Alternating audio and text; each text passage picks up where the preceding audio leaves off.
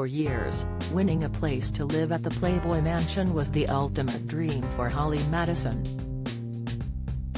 The former waitress, who turns 43 today, could hardly believe her luck when she finally moved in and became Playboy boss Hugh Hefner's #1 girlfriend.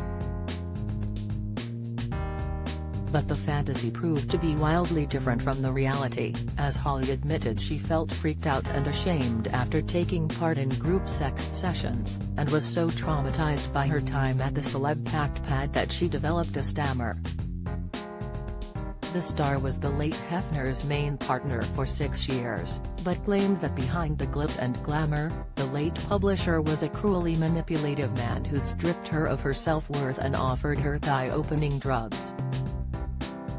The sexy fairy tale Hef would have you believe in was a bedazzled, twisted, toxic prison. "And I know that because I spent 6 years as girlfriend #1 to a man old enough to be my grandfather," said Holly, who was just 21 when she got with Hefner in 2001. "How could I justify such a thing? I'm here for adventure, a once-in-a-lifetime experience. I'm here as a stepping stone to something else," I told myself. "And then perhaps the biggest illusion of all, I'm here for love."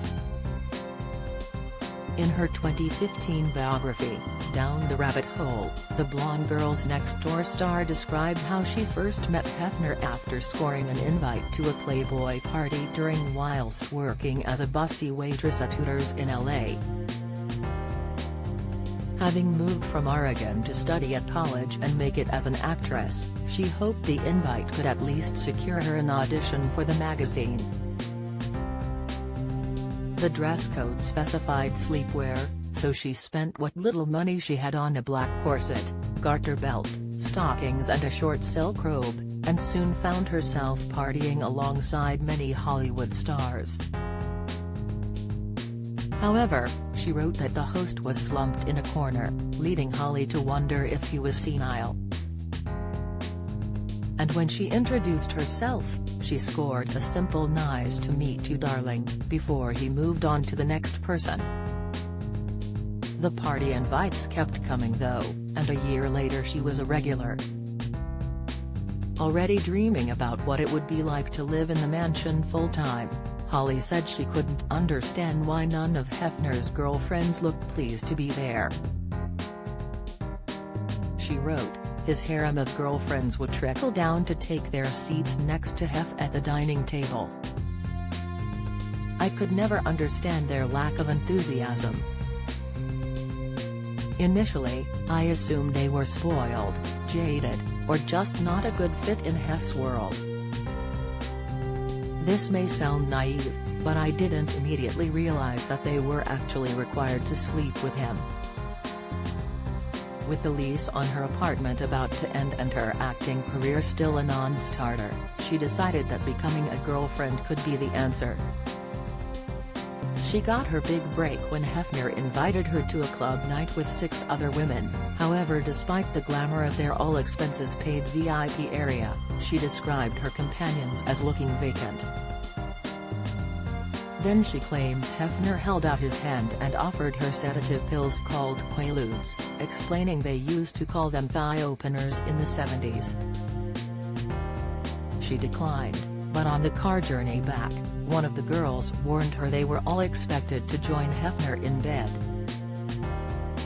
Reluctant to relive what happened next in detail, Holly admitted she was drunk and woke up the next morning feeling freaked out and ashamed.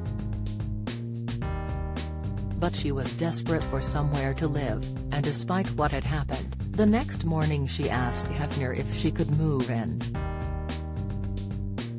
It soon became clear that life at the mansion was very different to what she'd imagined.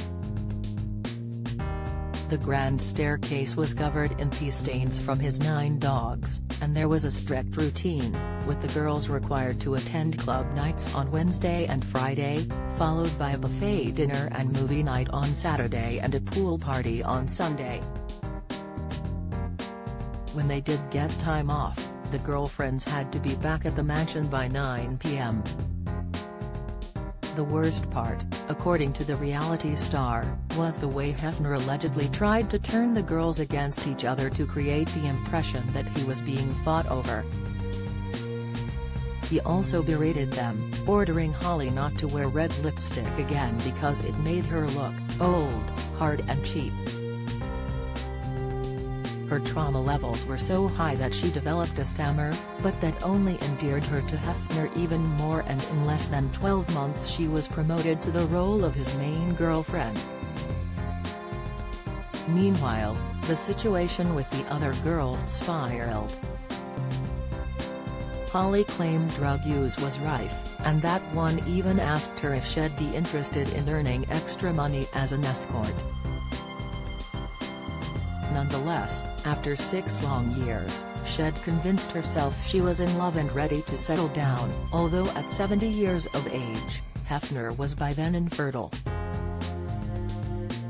And after a series of subsequent bust-ups, she decided it was time to make her escape and leave the mansion for good.